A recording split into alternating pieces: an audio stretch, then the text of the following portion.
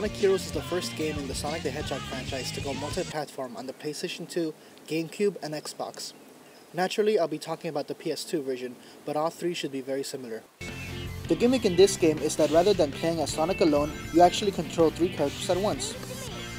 Not only that, but there are 4 different teams to choose from. Team Sonic, of course, consists of Sonic the Hedgehog, Tails the Fox, and Knuckles the Echidna, the heroes from the original Sega Genesis trilogy. Each of the 4 teams consists of a fast character, a strong character, and a character that can fly. During the game, you have control of the character acting as team leader, while the other 2 follow behind. The top of the screen displays your team order, and you use the circle and triangle buttons to rotate the members and switch leaders. This system does work surprisingly well, although there is definitely a lot of room for improvement. For the most part, you will use your fast character to do the running, switch to the strong character for fighting, and switch to your flying character for reaching higher platforms. As you go on, you find other ways in which the game is set up to keep you switching your characters around. You need the fast character to wall jump through areas that are too long for sustained flight. Your strong character is the only one who can initiate the formation for floating on an updraft, and you need your flying character to bring down airborne enemies. Certain attacks have your 2 teammates act as your ammunition. This gives a logical reason for restricting how often you can shoot without leaving you powerless for too long, since your teammates eagerly come running back to you to be fired once again. As a team, you also have a limit break. In this game, it's called the Team Blast. When your Team Blast gauge is full, you simply press R1. Then you get a little scene between your characters as they blast away all nearby enemies. Rather than a separate tutorial, the characters themselves tell you how to use different abilities as the need for them arises, which thankfully makes the game get going faster than other games. And rather than difficulty settings, the team you choose is your difficulty level.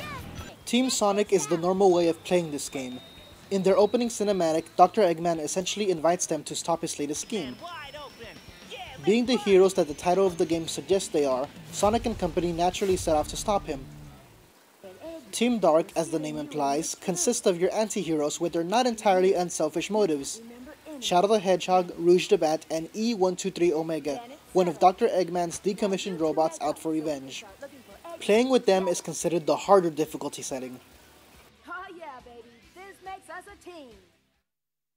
At the opposite end of the spectrum, we have the cute and cuddly stuffed animal-esque members of Team Rose.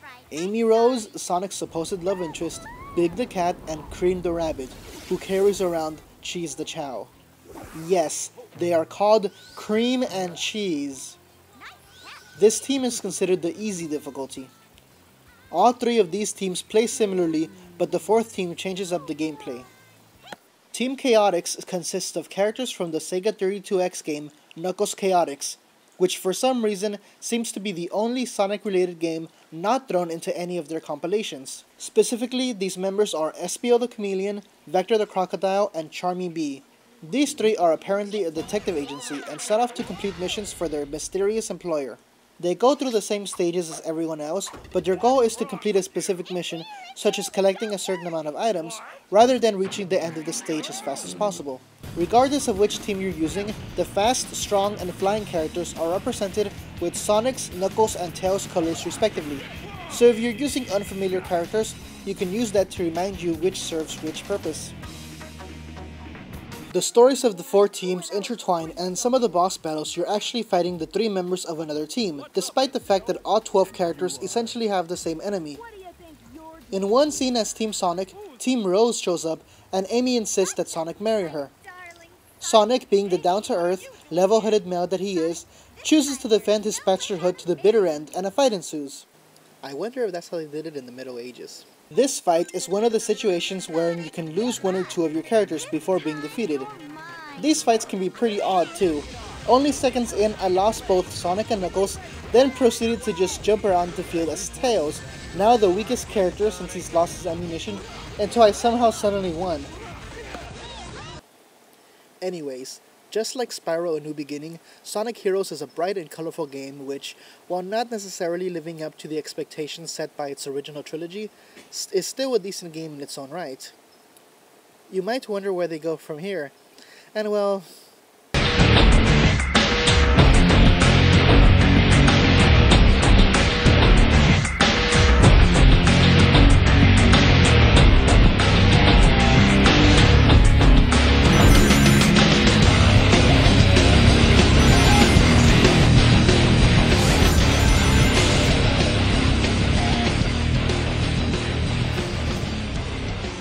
Ah, that's right. Sonic Heroes was followed up by Shadow the Hedgehog, also known as Emo Sonic. After helping out Sonic in past games, Shadow finally stars in his own game. Because giving a secondary character their own game is always a great way to strengthen the franchise. In this game, aliens are attacking the planet, the government is trying to fight them off, while Eggman is secretly scheming and the good guys are naturally trying to help out. Of course, Shadow could care less about what any of them want. He just wants to regain his memories, which have been lost to the quite widespread syndrome known as plot-convenient amnesia. Someday, we will find the cure. Shadow plays similarly to how he did in Sonic Heroes. He still has the homing attack, triangle jump, and light dash he shared with Sonic in that game, but since he's alone, the team rotation buttons are freed up, providing him with more attacks and abilities. Shadow can also pick up guns and other weapons that lay scattered about or get dropped by enemies. The controls in this game actually feel a little easier to manage, probably because you're only controlling the one character. The camera is also more cooperative than in Sonic Heroes. In each stage you meet a hero and a villain, both of whom will tell you what they'd like you to do. Being the shady figure that you are, you can choose to try and accomplish what either of them want or just look out for number one and get to the end of the stage alive. Between stages you are shown which direction you're heading in, good, bad, or neutral. These choices decide which ending you will eventually see, giving the game decent replayability. Your tagalongs will sometimes scold you depending on which enemies you're taking out. Certain tagalong characters can be controlled during that stage with a second controller, allowing a second player to step in and help you out. Friendly characters can help Shadow collect rings, and they're invincible, so even by yourself you can choose to leave Shadow standing by a wall, then pick up the other controller and have Sonic or Amy beat down nearby enemies before moving on. The main complaint some people have about this game is that adding weapons strays very far from the original concept of a Sonic game. While I agree it is very different from what we imagine a Sonic game to be, I believe those changes are valid in this case, since it's not meant to be a traditional Sonic game. You're playing as Shadow. If you've never been a fan of Sonic, these games are not likely to change your mind. Borrow them if you're curious, but otherwise pass on them. If you're a longtime Sonic fan, then you already know these games have not been as well received as his first games. That being said, Sonic fans should still find some enjoyment out of these games, and if you don't already have them, I say buy them instead of renting. Why? Because these games are both cheap now. I bought Shadow the Hedgehog new for $10. You can probably find them both used for a few dollars each. Sonic Heroes, at least, is totally kid-friendly with all the mushy teamwork and friendship stuff that makes it decent for younger gamers. If you really enjoy it, then pick up Shadow the Hedgehog as well, since it really does play better. Both of these games also have a 2-player mode that, while not being anything spectacular, at least add a little to the value of the game. I chose to review these games right now since Sega and the Sonic franchise have been getting a lot of attention lately due to long-term fans feeling that Sonic has been ruined with all these recent gimmicky 3D games. Some have gone so far as to say they've officially given up on Sonic ever being great again.